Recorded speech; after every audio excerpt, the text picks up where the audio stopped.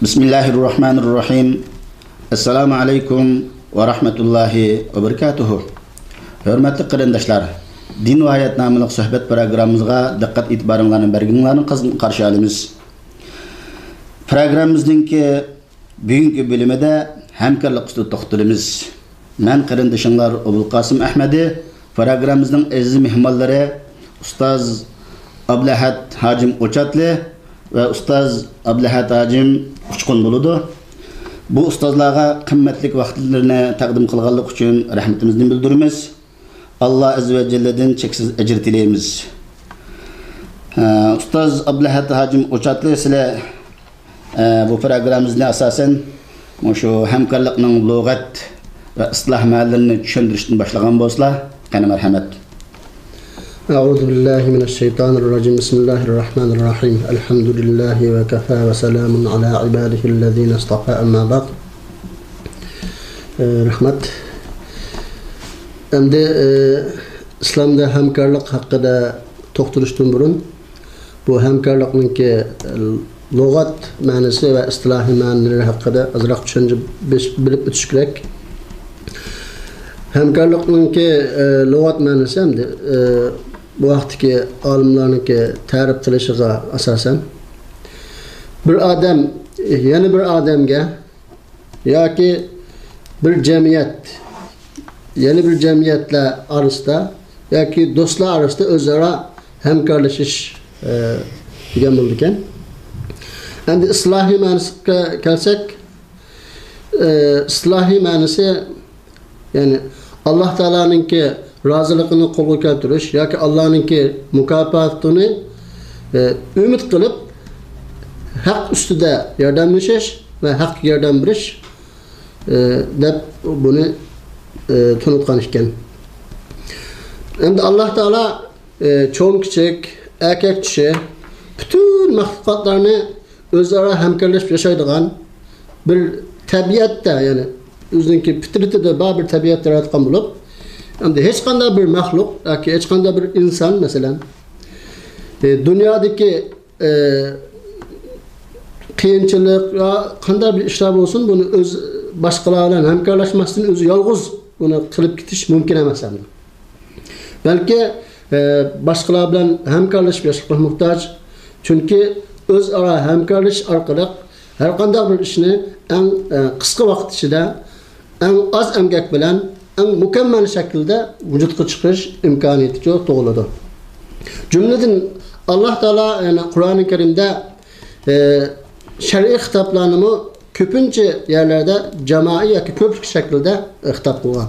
Masalan, Alloh taoloninki ya ayyuhallazina amanu, ya'ni ey mu'minlar, ya ayyuhan nas, ey insonlar, ya bani adam degan bu so'zlarmi, ya'ni bu xitoblarni Qur'oni Karimda bir qancha yerda zikr qilinib o'tgan. Demak, yuqoridagi masalan oyatga asosan bu oyatlarning ko'plik shaklda kelishi xitoblarning hammasininki masalan ko'pincha ko'p shaklda kelishi bu o'zaro hamkorlikninki, birlik, barobarlikninki, ittifoqlikninki Allohninki buyruqlarini va vajibatlarini ado qilishdimi nihoyatda muhim o'rinda turganligini bilib olamiz.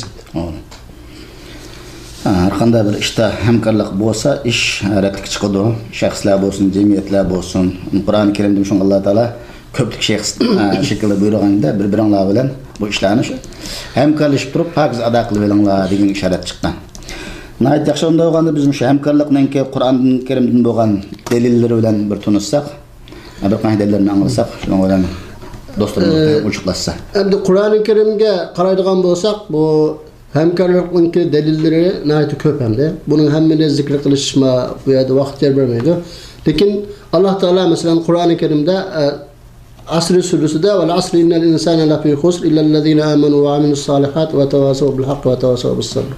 Bu yerda ya'ni iymon etgan, yaxshi amallarni qilgan, bir-biriga haq ustida tavsiya qilishgan, bir-biriga sabrni tavsiya qilishgan kishilar boshqa hamma odam zil ishida deydi. Ya'ni bu oyat o'zi qisqa, lekin nihoyat katta ma'nolarni o'z ichiga olgan bir oyat bu sura. Endi bu yerdan bizga tushunadiğimiz bir-birimizga haqni tavsiya qilish yoki yaxshilik va taqvodorlikda yordamlashishninki muhimligini bu oyatdan ko'rib olamiz. Yana Alloh taolo Qur'oni Karimda va ta'avanu 'alal birri vat taqvo va la ta'avanu 'alal ismi val udwan vattaqulloha innalloha shadidul iqob. Ya'ni yaxshi ishqa taqvodorlik yordamlashinglar, gunoh va zulmga yordamlashmanglar. Allohning azobidan qo'rqinglar. Allohning azobi cho haqiqatan qattiqdir deydi. Yani bu oyatda hamda Allah Teala bandalarini yaxshi ishlarni qilishga, yomon ishlarni tashlashga, o'zaro hamkorlashishga buyurdi. Nohaqchilikqa yordamlashishdan va gunoh harom qilingan ishlarga hamkorlashishdan to'saydi. Yana Alloh taolo Qur'oni Karimda vaf'alul xayra la'allakum tuflihun. Yani baxtga erishishinglar uchun yaxshi ishlarni qilinglar deydi. Yana Alloh taolo yana sura Taha'da وَجَعَلْنِي وَزِيرًا مِنْ أَهْلِي هَارُونَ أَخِي اُشْتُدْ بِهِ أَزْرِي وَأَشْرِكُ فِي أَمْرِي. Yani ya Allah benim ailemden kardeşim Harun'u bana yardımcı kılıp bergen. O benim bir hemkarlış arkalık benimki şu beni tekimi küçültken onuğa beni şimdi şirk kılgan. Yani peygamberlikimde beni şirk kılgan diye. Davet işlerde hemkarlaşıdığın. Öz peygamberlik risalesinin çoğu ada kılışta yardımcısına Allah Teala'nın tilgen. Allah Teala mı bununki nimesini çoğu duasını kabul kılgan. Bu haktan da bazı müfessirler Musa Aleyhisselam peygamberlik risalesini mesela en yaxşı şekilde ada kılış ve bu dinni en yaxşı şekilde yetkiziş üçün ma kardeşim Harun'un peygamberliği bana yardımcı kılıp bersen degan de bunu müfessirler bile tafsir kılgandı. Demek bu ayetten hem de mühim ve en katta ağır işlerini özara hemkarlaşmasın ya ki özara mesela birbirimizge yakınlaşıp da pidakarlık kılışıp mesela bir yere kilip cem olmasın bunda işlerin çoğu vücutga chiqishini mumkin emasligini bilib olish qilindi. Nağın hadislerden bo'lgan bir qancha dalillarni konuşsak. Endi bu vaqtda hamkorlik haqida kelgan hadislar bak ko'p endi. Bu yerda shu bir qancha hadisni zikr qilib o'tsak, Abu Hurayra radhiyallohu anhu Peygamber sallallahu aleyhi ve sellem'den rivoyat qilgan hadisda, masalan, "El-mu'minu lil-mu'mini kal-bulyan yashuddu ba'duhu ba'dahu."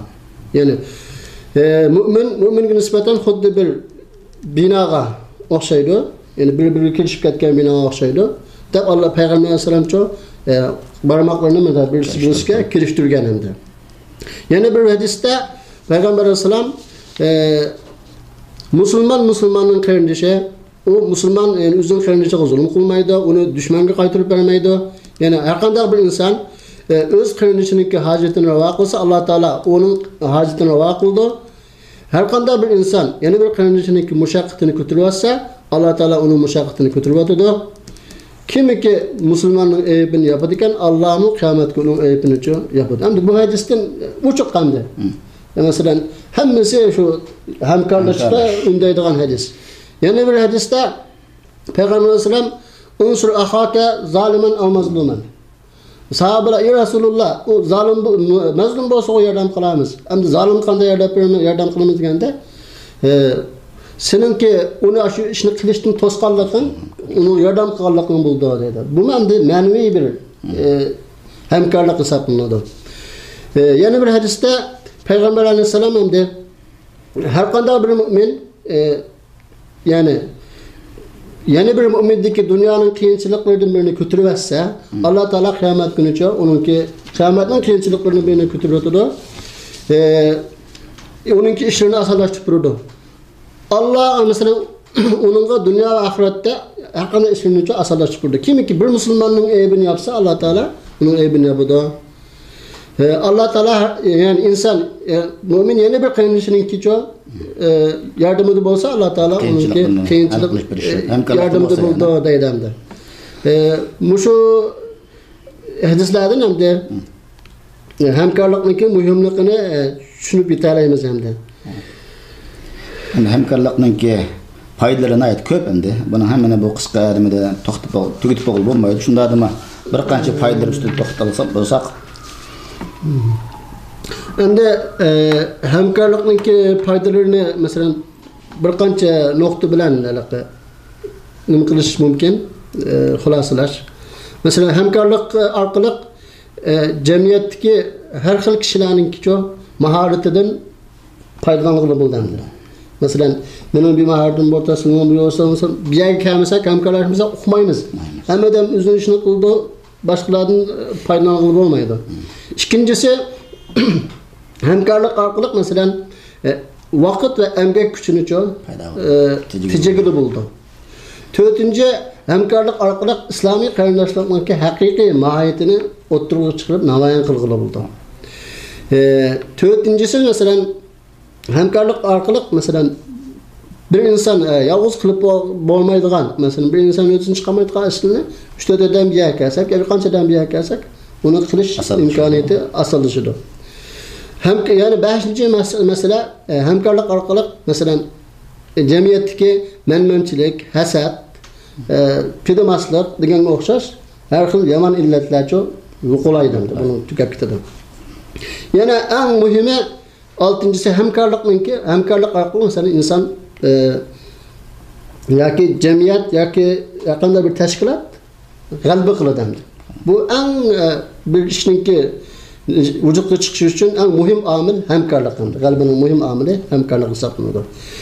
Endi 7-ci masalaga kelsak, omilga kelsak, foydaga hamkorlik endi iymonning mevasi va Alloh taolaninki yordamiga, Alloh taolaning bizga bo'lgan lutfi in'omiga erishishninki birdan bir yo'li, ya'ni hamkorlik masalan. Boshqa hadislardan bor, masalan jamoatda bir yerga yig'ilsa, shuni Alloh taolaning rahmati yog'adi bu deydigan oson bo'ldi. 8-incisi endi boshqalar bilan hamkorlashib ish olib borgan odam har doim o'zini bunda baxtli his qildi. Men masallan qarindoshim bilan ish qilyapman, bu qalbimdan bilan qo'li kelyapti deb kundan kunga o'zini baxtli his qilib, ya'ni o'zidagi boshqa qobiliyatlarni o'ttirg'i chiqarish uchun tirishadi. Bu orqali bizning yolg'iz emaslikni his qiladi. Atrofida hamkorlashgan do'stliklarni bog'lig'ini bilgandan keyin uningga taxim ruh qatiladi-da. Bu orqali yana cho'ng ijodiyatlar maydonga keldi. 9-inchisi masalan boshqalarga hamkorlashib ish olib odam o'zi cho'mda ishonchi hosil bo'ldi. Men bu ishni qila olaman, agar bu ishni xatolashsam yoki yaxshi qilolmay qolsam, men boshqa birodarlarim bor, buni moyerdan to'g'rini ko'rsatib qilamiz deb maydonga chiqib o'zininki qobiliyatini ko'rsatib tirishadi va ish qilishga undaydi. 10-incisi saylab o'tgandek hamkorlik orqali har qanday ish tez va eng mukammal shaklda az emek kuchidan o'tirg'i chiqadi. Men tushunish bo'ldi. Endi hamkorlikning bir qancha misollarni to'xtalsak, hamkorlikning shakllari, suratlari ko'p. Yana tushunishlik qilib. Endi hamkorlikning masalan misollarga kelsak, yuqorida o'tdik, endi hamkorlik qanday yaxshi ish qilsa hamkorlashish dedik. Ulamolar endi hamkorlikni ikkiga bo'libdi. Taavun alal birri va taqvo, ya'ni taavun alal ismi udvan. Biri yaxshi ishga hamkorlash, ya'ni biz gunoh ma'siyatga yordam berish. Gunoh ma'siyatga hamkorlashmaslik, ya'ni shundan tuz hamkorlash. Bir endi yaxshi ishga hamkorlashish. Ikkinchisi Uma o'xshash hamkorlashish, ya'ni yomon odamlar uchun. Masalan, biz yaxshi insonlar yaxshilik qilishga yordamlashimiz, hamkorlashimiz bu bir taavun. Ya'ni boshqa yomon odamlarni o'zaro o'ziniki yomon g'arazlarini amalga oshirish uchun nima qildi? Hamkorlashib o'tdi.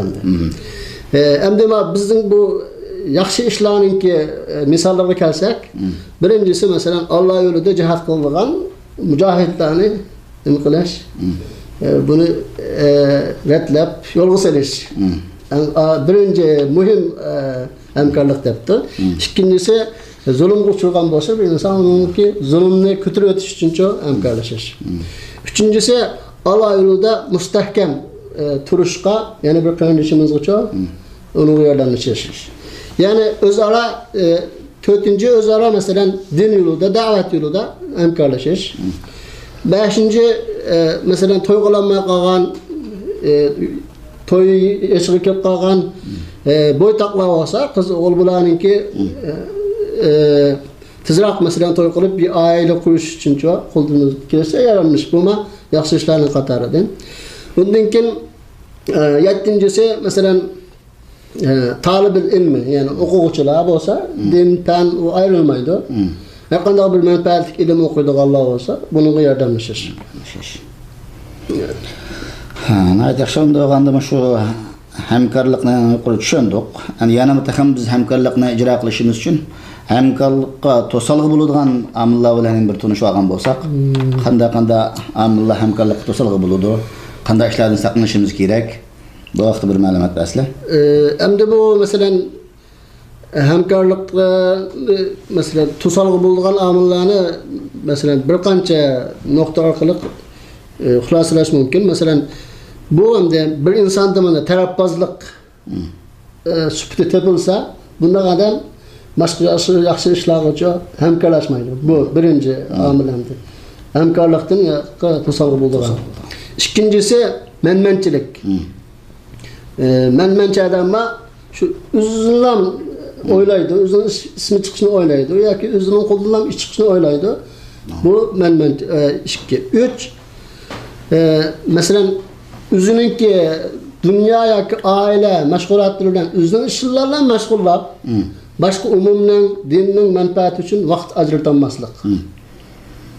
4 raqobat. Raqobat bayadimi masalan bir jamiyat bilan yoki bir shaxs raqobatlashsa, ikkinchi bir odamning epos ko'chilaydi, lekin uning yaxshi hamkorlashmaydi. 5-si mansabparastlik hamda.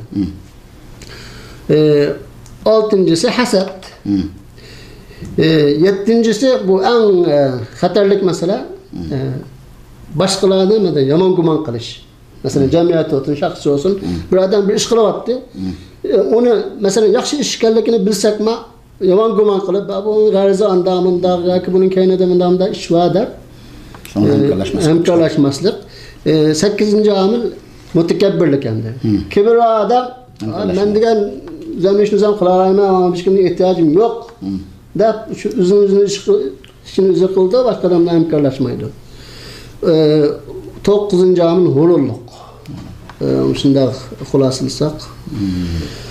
Bu yaxshi bo'ldi. Eng oxirida endi shu hamkorlikni undaydigan sabablar ustida to'xtalib filan so'zimizni oxirlashtirsak, endi hamkorlash uchun qaysi sabablarni qo'llanishimiz kerak, bu ruhni biz yetildirishimiz uchun?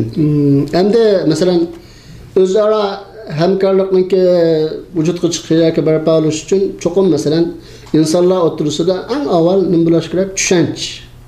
Masalan, bir qancha inson bo'lsa, bir ish qilmoqchi, hamkorlashib qilmoqchi. Uni qilish uchun o'zaro ishonish, tushunish bo'lishi kerak ekan. Tunishish bo'lishi kerak. Birinchi omil tunishish va tushunish bir-birini. Ikkinchisi bir musulmon, ya'ni yana bir musulmon qaynishininki uni o'zining usti bo'lgan haqqini bilib yetish. Ya'ni masalan mening ustimda sening haqlari borligini men bilishim yani. Onda vaqtda maqarnishimda haq va ma'noga yordamlashaydi degan gap shu ong paydo bo'ldi. 3-chi qilgan ishlarda masalan qanday bir ish bo'lsa, faqat Allohdan savob ajr umid qilish. 4-chi nimada jamiyatda yoki shaxslar o'tirisida jamoat fikrini qilishimdi. Kengaytirish.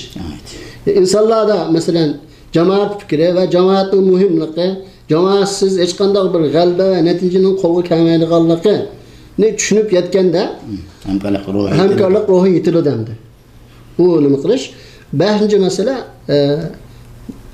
o'zi yashayotgan vaziyatni tushunish. Masalan, vaziyatni tushungandan keyin yoki jamiyatni bu chuqur u yerdagi vaziyat jamiyatdagi masalan qiyinchiliklarni, ba'zi kelishmovchiliklarni hal qilish uchun boshqa qarindoshlarimizga yordamlashish uchun avtomatik nima keldi? Fikr keldi. Bu orqali bu masala hal bo'ldi. Endi 6-chi masala, ya'ni qalbida kasal bor odam yuqorida o'tgandek yaxshi ishlarga yordamlashmaydi. Shu masalan qalbdagi hasad, chidamaslik, kibir, o bu degende bütün yaman illetlerden kalbini tazaraşanlar. En muhimi bu. Yani bu haklılık hemkarlık ruhu itildi. Rahmet Allah razı olsun. Endi biz körümüz Facebook hazır çıqraq uyg'urlar qilinayotgan undidar bu naslda ba'zi da'vatchi qarindoshlarimiz chiqdi. Alloh rahmat qilsin. Uning necha ko'plagan ergashkichilar bor. Bu da'vat bu hamkorlikdan yuqori deyilgandek sahalar jiqandi. Her sahalda biz mayli ibodat, da'vat qilish ishlar bo'lsin, tashkilot, jamiyatlarni rivojlantirish ishlar bo'lsin, bu hammasi hamkorlashgan qo'lga keladi. En aqal misal olsak, ba'zi shu qarindoshlarimiz binasini yozsa, yaxshi ustozlar, uni bir hamkorlashib, uni qo'llab, ba'zi tanqidiy fikrlar berib, uni ro'yini ko'tardigan ishlar qilib hamkorlashgan qarindoshlarimizni ko'rdik. Bundan Alloh razı olsun. Qisman qarindoshlar o'z binasi yozsa, taqtin ijrolisi deb qo'ydi ekan. Ammo boshqalarninki shunday yaxshi yozilgan maqolalar bo'lsa, qatti uni taqib sanmaydi-da. Men hayron qoldim. Siz hamkorlik ro'yi qani? Acaba siz yazsanız, sizning deganingiz islom bo'ladi, boshqa ustozlarning yozgani islom bo'lmamdi, da'vat bo'lmamdi. Siz haqni taqtin meninkini deydi ekansiz, sizmi boshqa ustozlarninkini sizning ayashkichligingiz jiqgan Facebookda undilarda odamlaringiz jiqgan unda sizim taqib qo'ygan boshqalarni hamkorlikning ajrini olasiz. Bu vaqtda shunga ham jamiyatimizda nurg'ulg'an jamiyatlar, shaxslar va har xil tashkilotlar bor. Nurg'ulg'an jamiyatlarda ko'rayotgan hamkorlik yaxshi ketib boradi. Bir jamiyatlar, yana bir jamiyatning odamlari, ustozlar o'zaro hamkorlashib, yaxshi ishlarni ijobiy natijalar qo'lga keldi. Afsusan ba'zi jamiyatlar bir-biri bilan hamkorlashishning o'rniga qarshilashib qoldigan, yuqori degandek ba'zi shaxsat ustozlar yana bir ustozlar bilan hamkorlashmaydigan bunday ishlarni ko'rayotimiz. Bu vaqtda Abdulla Hajim o'zlari bir ma'lumotlarni bergan bo'lsalar. Rahmet. Bu hemkarlık hakkında Abdulla Hajim ujatlı dili. Köp yaxşı sözlerini sözledi. Endi bu hemkarlık meselesi de ulemalar kişilerini tötkü bilepti. Birincisi başkalarına yardım kılıdığan, başkalarına hemkarlaşıdığan ve başkalarının mı onunla yardım verişini isteydiğan. Yani yardım kılıdığan, yardım kabul kılıdığan adam. Bu normal kişi edeptendi. Başkalarına yardım mı kısa, başkalarının yardım mı kabul kısa, bu adil kişi değildi. Bu normal, yaxşı Müslüman, yaxşı adamdı. İkincisi, yardım mı kabul kılmaydıgan. Hiç kimge yardım qilmaydi. Bir kimden yardım qilishini mi istemeydi, bir kim bilan hamkorlashishni istemeydi. Başqalar onunla hamkorlashay desam, onu mu istemeydi. Bu adam çoğamdı degende, bu adam hem de shukur qilinmaydigan, maqta qilin bo'lmaydigan. Bu haliqi aynakdagi resimga o'xshaydi deydi. Hech kimga bir foydasi yo'q. Baliqining, yani bu dunyoda mavjud baliqining bir nimesi yok, faydası yok hiç kimge. Üzgünme faydası yok, başkalarının yok.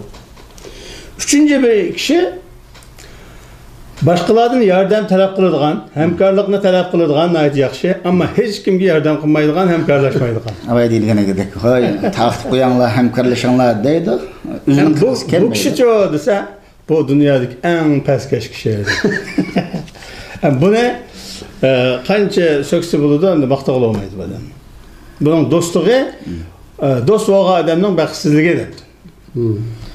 Dost boğucu kişinin baxtsizligi. Bu kişi bilan dostlab qilish bizning baxtsizligimiz demek. O'zida atrofida qo'llaydigan odamlarga erishganga qadar ustozlar bilan, do'stlar bilan yaxshi hamkorlashadigan, kichikina qo'llashga erishib oldimi, hamma unutib ketadigan, tuzkorlik endi. Shunga bu yerda bu programmamizning maqsadi o'sha illatlarimizni tugitib do'stlar bilan qaytadan har bir do'stimiz o'ziga bir nazar solib chiqsa, inshaalloh bu illatlarni. Dördüncüsü başkalarına yardım beradigan, her zaman başkalarıyla hemkarlaşadigan, ama hiç kimning onunla yardım qilishini istemeydigan. Hemkarlık talep qilmaydigan. Hemkarlıkla qiladigan, başkalarına yardım beradigan, yardım talep qilmaydigan kişi. Buna ait isil faziletli kişi. Bu kişiler hazırki zamanımızda pek az tepeledi. Hem şu 4 kategoriyani o'tirmizda qo'yib turib, hammadan o'zi bir hisoblashib baqsam. Bizmi shu. Menda endi bir gapni eskartish kerak. Endi biz menda so'zlayotgan bo'lsak, bu fa inna zikra tanfa'ul mu'minin. Yani zikr qilish, yodlantirish, xotirlatish mu'min musulmonlarga foydaliq deyilgan Allah'ın buyrug'i bo'lganligi uchun bu so'zlar bu yerda qilinadi. Bu yerda so'zlashdan maqsad biz pak biz bosqichni o'tab bo'lgan demak emas. Bizmi shuning so'zlayotganlarmi o'zimizning so'zlagan so'ziga nasihatiga o'zimiz muhtoj demakchi. Endi buning islohotda o'zimizdan boshlash kerak va boshqalarni shunga da'vat qilish kerakdir. Bizmi şunun işi buluş şartı bilen bütün buraderler özlerinin şu kategoriyanın kasıqı kirdiğanlıqını. Birincisi yardım alıdığan, yardım berdiğan. İkincisi yardım almaydiğan, yardım vermeydiğan. Bu dünyada mevcut kılın hiçbir eser yok. Üçüncüsü yardım alıdığan o, yardım vermeydiğan. Bu peskeşlik. Dördüncüsü isil fazilet olsa yardım berdiğan, yardım tamaqınmaydiğan. Şimdi endi Abdurrazak Karim'nin Abdullah hocam Ucatlı'nınki bu yardım hemkarlık hakkındaki sözlerini to'liqlash yüzüsten yani 2-3 gap qilmoqchi. Bu başka nimaga so'zga kirishdan burun. Endi Allah Teala bizni sınaq uchun yaratdi. Biz hemmimiz onu bilamiz. Kur'an-ı Kerim'de "Ellezî halaqal mevte vel hayâte liyebluvekum eyyukum ahsanu amela." Yani bizim qaysimiz yaxshi amal qila olaymiz. Shuni sinamoq uchun Allah Teala bizni yaratdi. Endi Allah Teala'nınki mushu bizni bandalarni sinash nuqtasini agar bir nima qildik, yaxshi tadqiq qilib, inchikilab ko'rib chiqadigan bo'lsak, insonninki asosliq sinalmoqchi bo'lgan masalasi, asosliq sınaq nuqtasi mushu biri Allohga bo'lgan ixlos. Sınamoqchi Allah Teala. Çünkü Kur'an-ı Kerim, hadis, şu bütün amel ibadetlerinin xulasını yığıp ekersek, Allah Teala'nınki en güçlük, en bek ehmiyet verdiğin, en bizni çağırdığın bir mühim noktası Allah'a bo'lgan ixlosimiz. İkincisi çoğudursa, bendiler oturusudaki hemkarlık, cemaatçilik, birlik, birlikten ibaret. Yani bizninki yaratılışımızdaki maksat sınaq, sınaqdaki maksat Allah'a bo'lgan ixlosimiz bilan bendiler oturusudaki hemkarlık. Yani Allah'a bo'lgan ixlosimizni ko'rsatish uchun nima qilish kerak? Bendiler oturusunda çoqum hemkarlık bo'lishi kerak. Mesela namazını yalnız okusak bir savab, cemaat bilan okusak 27 qatim namoz o'qiganga barabar. Kisel yoqlang dedi, onu qilmang dedi, mani qilmang dedi, satkap qilmang dedi, boshqalarga zulm qilmang dedi, boshqalarni kechiring dedi, sabr qiling dedi, hamkorlashing dedi. Bu hadislardagi bütün xulosani yig'ib akarsak, masalan hadisda "Men lam yahtam bi amril muslimin falaysa min." Musulmonlarning ishiga ahamiyat bermagan kishi nima? Ulardan emas. Musulmonlardan emas demak, bu xatarli bir gap aslında. Musulmonlarning ishiga ahamiyat bermagan kishi musulmon bo'lmasa, endi o adamning men musulmon deb yurgani bekargan gap. Uningdagi la yu'minu ahadukum hatta yuhibba li akhihi ma yuhibbu li nafsi. O'zi uchun yaxshi ko'rgan bir narsani boshqa musulmon birodar uchun yaxshi ko'rmaguncha bu odam musulmon emas dedi. Bu nima? Bu shu boshqalar bilan hamkorlash demak. Uningdan boshqa shu g'azab qilma, achchiqlanma, kechirvat, afu qil. Bu buyruklar bek çıkan bunu dep kelsek gap uzarap gidiyordu. Muşu buyruklarınki İslam dininin en köp, yani Peygamber Aleyhisselam'ın en köp bizge nasihat kılgan nasihatleri, Kur'an-ı Kerim'in bizne en köp toskan tosaklarını hulasilep netice kelsek, bendiler oturusudaki münasibetinin yaxşılış tarafiga ündeydi Kur'an-ı Kerim hadis. İnsanlar oturusudaki münasibetinin buzuluşu ve hemkarlıkның buzuluşunu tosaydı. Hulası gap bu. Hem şu noktaya eğer biz özümüzge asas kıldığan bolsak, zaten hemkarlık degen İslam dininin en mühim asaslarından biri. Demek hemkarlık bo'lmagan yerde İslam dini yok. İslam dininin mevcut bulup duruşu için ne lazım? Hemkarlıkla buluşu lazım. Hemkarlık bo'lmay turib o başka hakanca dava kılaylı o bek sergi oturmaydı demekçendi. Hemkarlık degen şunun bilen bir mümin Müslümanın asaslık sıfatlarından biri. Eğer bir insanda elbette hemkarlaşış sıfatı bulunmasa bu adamda Müslümanlığın asaslık sıfatlarından biri hem bu kalgan bulundu. Yani bir hemkarlık degen bir hayattaki bir ulumanın gepedemdi. Hemkarlık degen bir dağdam yol depti. Hayatta sen galbi kılmakçı olsan, dünyalıkın ve ahiretlik için senin şu dağdam yolda manışın lazım. Sen o dağdam yolda manmay, yani hemkarlık yolda manmay, başka bir yolunu tallagan çağının buldu. Sen dağdam yoldan çıkıp gittin, yol yok. Elke tağ bayavallar, tağ davallarda, çöl bayavallarda yol yürgenge okşaysa deydi. Hemkarlık dağdam yolundan çıkıp yolsuz kaldın. Şuna bilen hayatın ait keyin bir ehval kaldı. Hem bu dünyada mağlup olursan hem ahirette mağlup olursan demek. Yani yeni birisi Allah Teala bütün mahlukatlarının tabiatine ve Abdurrazak Abdullah Tacim azraq tabi etti. Tabiatine bu hemkarlık fitretini sığdırıp etkendendi. Mesela biz etrafımızdaki şu insanlığa emas hayvanlığa nazar saladigan bolsak, meyli quruqluqdaki çoğun hayvanlar olsun, asmandaki uçağlıklar, denizdeki su hayvanları, hatta çümele, kurt qo'ng'ozning bir-birisi bilan qilib ketgan hamkorliklarni televizorda hayvon haqida beradigan programlarni ba'zi izlab qolamiz, ixtiyorsiz holda. Shu kichik cho'milalininki, kichik qurt qo'ng'ozning o'sha hayotda qilish uchun, yemek ichmak topmoq uchun, dushmaniga taqobil turmoq uchun qilayotgan harakatlari insonni haqiqatan hayron qoldiradigan harakatlar. Bir-birisi bilan shunda kuchli holda hamkorlik va shu kichik hasharotning, kichik hayvonlarninki.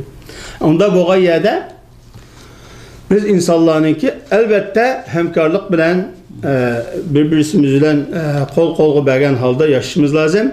Ikkinchisi, undan sirt bulatmı? Yani bizimki Uygur Müslümanlarında, başka bütün dünya Müslümanlarının birbirisi bilan hamkorlashishi lazım. Ama bulatmama Uygur Müslümanları, bulatmama Uygur Müslümanlarının işideki şu dini sahada o'qish bitirganlar o'zaro alohida hamkorlashishiga to'g'ri keladi. Yani biz etrafımızdaki dini cemaatler olsun, başka siyasi partiyalar olsun, kim bo'lsa shularninki o'z orasidagi g'albalari, mag'lubiyatini surishtirib bir xulosalaydigan bo'lsak, qanday partiya, qanday jamoat, qanday bir birlik ichida hamkorlik kuchli bo'lsa, shular olg'a ilgirlaydi, g'alaba qilib kelyotdi. Turkiyadagi mayli tutqan yo'li xato olsun, to'g'ri olsun, o ayrı bir mesele.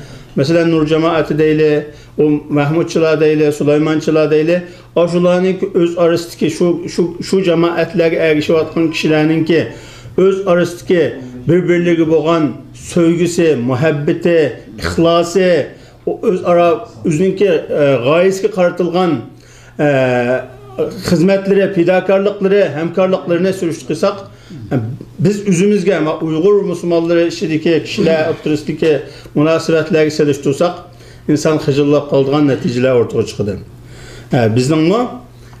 Madem ki bizninki hazırki ahvalimiz hemimizge məlumluq, bu ahvaldan kurtuluş ve Allah Teala'nın aldıdaki bizninki vazifemizni ve borcumuzni ada qilishimiz için birden bir çıkış yolu biz için hemkarlıktan ibaret. Yani onun için bizninki bütün buraderlerimizge birden bir sözleydiğen nasihatimiz yüzümüzden koşup yani şu hemkarlık işine alohida ehmiyet vermesek bizim Müslümanlığımız tutuq bo'lmaydikan. Onun için hemkarlıkka alohida ehmiyet verişimiz lazım.